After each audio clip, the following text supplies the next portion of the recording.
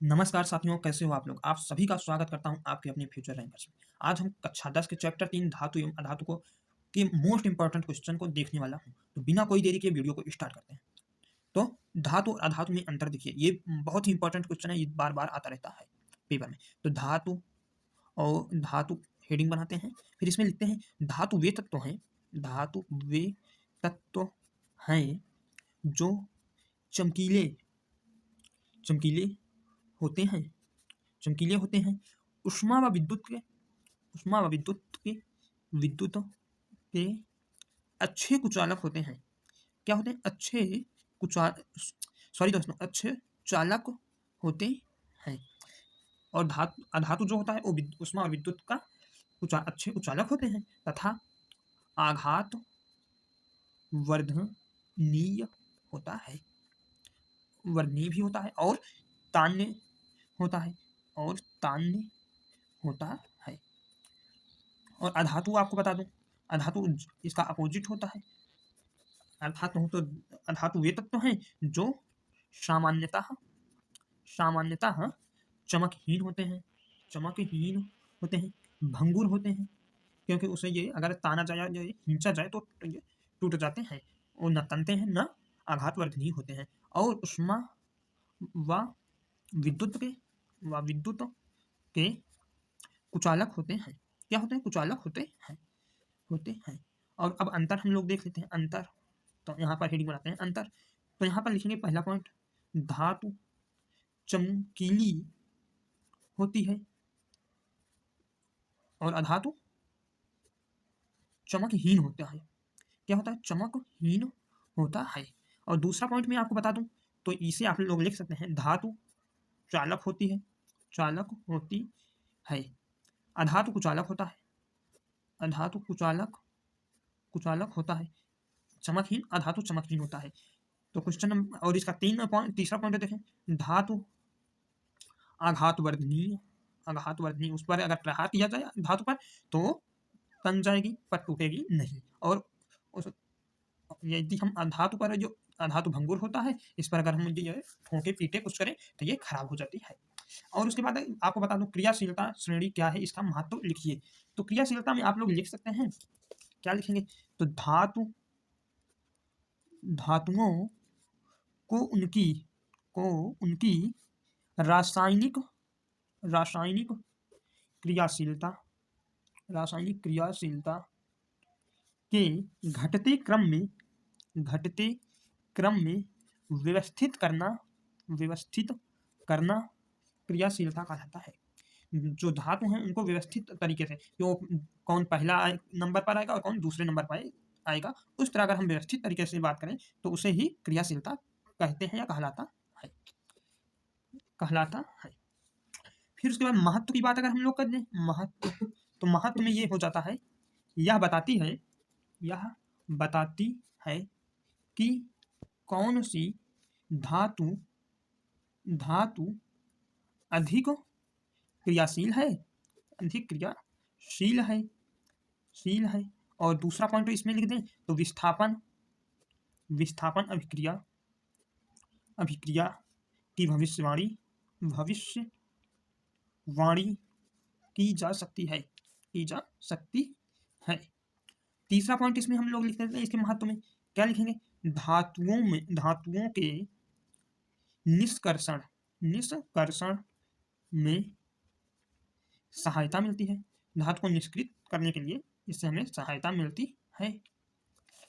उसके बाद इसे हम इसकी जो श्रेणी है उसे लिखें, तो इसमें सबसे ऊपर आ जाता है पोटेशियम, फिर सोडियम, फिर कैल्शियम। तो चलो इसे हम आपको लिखता हूँ। तो इसकी क्रियाशीलता जो श्रेणी है, तो कि ये पोटेशियम होता है, फिर उसके बाद Na आता है, फिर कैल्शियम आ जाता है, फिर मैग्नीज आ जाता है, फिर एल्युमिनियम आ जाता है, Ai, Zn जिंक आ जाता है, फिर उसके बाद आ जाता है Fe जिसे आयरन कहते हैं, उसके बाद Pd जिसे लेड कहते हैं, H हाइड्रोजन भी आ जाता है क्रियाशीलता में, Cu आ जाता है जिसे कॉपर कहते हैं, Hg आ जाता है मरकरी, Ag आ जाता है सिल्वर कहते हैं, और ये Au जो है इसे गोल्ड कहते हैं।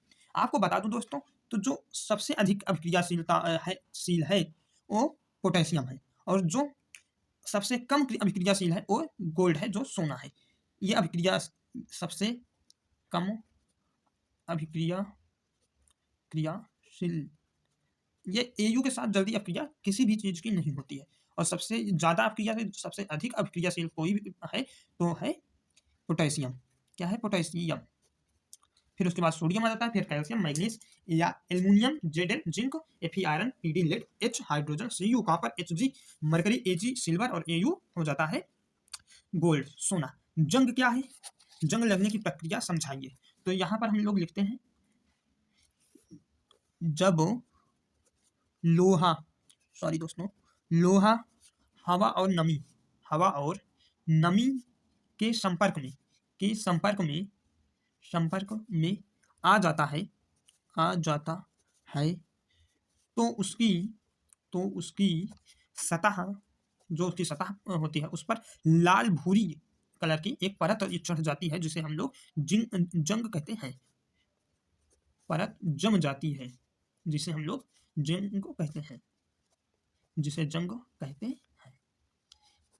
इसके अगर हम अभिक्रिया कराएं तो एग्जाम्पल के तौर पर इसे लीजिए, Fe है वो नमी, और हवा जो है वो ऑक्सीजन रहता है। फिर उसके बाद प्लस यहाँ पर H2O ले लिया जाए, फिर उसके बाद इसकी अभिक्रिया करा दी जाए, तो जो जंग हमारा बनता है उसका सूत्र हो जाता है Fe2O3.XH2O, यहाँ पर X रहता है। तो इस समीकरण संतुलित करने के लिए हम यहाँ पर 4 लगाएंगे, यहाँ पर 3 लगाएंगे, क्योंकि ऑक्सीजन यहाँ पर देखिए 3 है, और ये यहाँ पर देखिए 3 दूनी 6 है, यहाँ पर 3 है। Fe इधर कितना हो गया? 4 हो गया है, यहाँ पर 2 है, तो इसके आगे भी हम 2 लगा देते हैं। तो चलो, यह प्रक्रिया धीमी होती है और इससे लोहे की मजबूती कम हो जाती है जंग लगने से। अब हम लोग धातुओं का जल से के साथ अभिक्रिया का वर्णन करने वाले हैं। तो हम लोग सोडियम ले लेते हैं, फिर H2O ले लेते हैं, अब इसकी अभिक्रिया करा देते हैं। तो यहाँ से देखिए H2O जो है वो O फिर OH इस भांति में टूटता है, इसी तरह ये टूट जाता है। तो आपको बता दूं, तो एक H यहाँ से निकलेगा और एक ऑक्सीजन ये वाला, ये दोनों निकल कर यहाँ पर NaOH बना लेंगे सोडियम के साथ, और यहाँ पर क्या बचा? H, यहाँ पर एक H बचा हुआ है, जिस कारण ये H2 बनकर निकल जाएगा। तो यहाँ पर से कितना हाइड्रोजन निकला? 3 हाइड्रोजन यहाँ से निकला। तो हम लोग यहाँ पर अगर 2 लगा लेंगे तो सोडियम को बराबर करने के लिए हमें 2 यहाँ पर भी करना पड़ेगा, यहाँ पर करना पड़ेगा। तो पर देखिए आपको यहाँ पर 2 हाइड्रोजन, ये 2 हाइड्रोजन मिलकर 4 हाइड्रोजन बन जाएंगे, जिस कारण हमें यहाँ पर भी 2 लगाना पड़ेगा। इसी साथ हम कैल्शियम का भी क्रिया करा देते हैं 2H2O, जिससे आपको और भी क्लियर हो जाएगा। तो Ca है, यहाँ से हम लोग O और H, एक H और एक O को निकालकर कैल्शियम के साथ भेज देते हैं, तो Ca हो जाएगा और ये OH हो जाएगा। फिर यहाँ पर देखिए, पर कैल्शियम के साथ अगर OH को जोड़ना है तो 2 जो यहाँ पर होना चाहिए, तभी ये जोड़ेगा कैल्शियम, नहीं तो नहीं जोड़ता है। पर यहाँ जो 2 हाइड्रोजन यहाँ पहले से था और 2 हाइड्रोजन इसके साथ चले गए, जिस कारण यहाँ से H2 जो है वो अब निकलेगा, तो यहाँ पर 2 लगा देंगे तो हमारा समीकरण जो है वो पूरा हो जाएगा। ये कम क्रियाशील जैसे लोहे केवल भाप के साथ अभिक्रिया करता है, और अधिक क्रियाशील धातुएं जल के साथ तीव्र अभिक्रिया करती हैं। तो ये धातुओं का जल के साथ अभिक्रिया का वर्णन हो गया। आप इसी को बनाकर लिख देना कि सोडियम का अभिक्रिया हम जब जल से कराते हैं तो NaOH निकलता है और उत्पाद के रूप में NaOH मिलता है, और H2 गैस बाहर की ओर निकल जाता है। अब उसके साथ हम लोग आ जाते हैं अयस्क और खनिज में अंतर लिखिए। तो अयस्क और खनिज में हम लोग अब अंतर लिखते हैं। यहाँ पर खनिज बनाएंगे, आपको समझा दे रहा हूँ, आप इसे आप खुद लिख लेंगे। पृथ्वी की सतह में प्राकृतिक रूप से पाए जाने वाले धातु युक्त पदार्थ खनिज कहलाते हैं। यहाँ पर देखिए, पृथ्वी की सतह में प्राकृतिक रूप से पाए जाने वाले धातु युक्त पदार्थ खनिज कहलाते हैं। जो पृथ्वी के अंदर, जमीन के अंदर धंसा हुआ है, उसे हम लोग कब खोद कर या किसी भी तरह से निकालते हैं तो उसमें मिट्टी भी लगी रहती है, सब कुछ लगा रहता है, तो उसे ही खनिज कहते हैं, उस धातु को खनिज कहते हैं। और अयस्क क्या कहते हैं? अयस्क, इसे भी जान लीजिए, वे खनिज जिनसे धातु को लाभप्रद रूप से निकाला जा सके,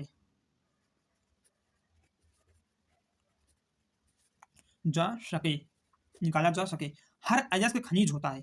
जितना भी अयस्क है दुनिया में, हर अयस्क को यहाँ पर नोट बनाकर आप लोग लिख लीजिए। ये सत्य है कि हर अयस्क को हम लोग खनिज कहते हैं, ये खनिज होता है, पर लेकिन हर खनिज अयस्क नहीं होता है। खनिज अयस्क नहीं होता।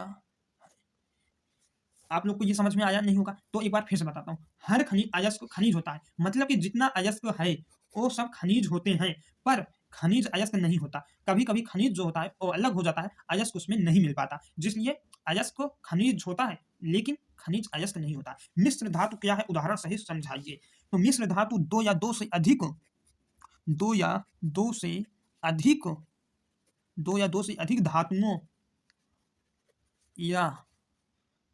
धातुओं या धातु और अधातु के मिश्रण को मिश्र धातु कहते हैं। धातुओं या धातु और अधातु के मिश्रण को अधातु के सॉरी दोस्तों, अधातु के मिश्रण को मिश्र धातु कहते हैं। मिश्र धातु कहते हैं। इसका उदाहरण हो जाता है पीतल, जैसे तांबा और प्लस जस्ता मिलकर पीतल बना लेता है। स्टील होता है, ये लोहा और कार्बन का जो होता है। कांसा होता है, कांसा ये तांबा और टीन मिलकर बन जाते हैं।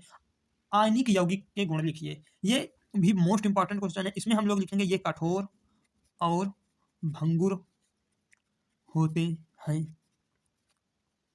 दूसरा पॉइंट इसमें लिखेंगे, इनका गलनांक उच्च होता है। गलनांक ऊंचा होता है। तीसरा पॉइंट, जलीय विलयन में विद्युत का संचालन करते हैं। जलीय विलयन अगर इनको मिल गया तो ये विद्युत का संचालन कर लेंगे। विद्युत का संचालन करते हैं। चौथा पॉइंट, सामान्यता पानी में घुलनशील होते हैं। इनको पानी में आराम से घुलनशील होने के कारण ये घुल जाते हैं। तो आप लोग को कैसा लगा वीडियो को लास्ट तक देखना। वीडियो पर कमेंट जरूर करना दोस्तों, बताना कैसा लगा वीडियो। और आप लोग को बता दूं, कल हम अगला चैप्टर को एकदम बेसिक से लेकर मोस्ट इंपॉर्टेंट क्वेश्चन को देखने वाला हूं। तो आप लोग इस चैनल को सब्सक्राइब जरूर करें। मिलते हैं नेक्स्ट वीडियो में, तब तक के लिए धन्यवाद दोस्तों।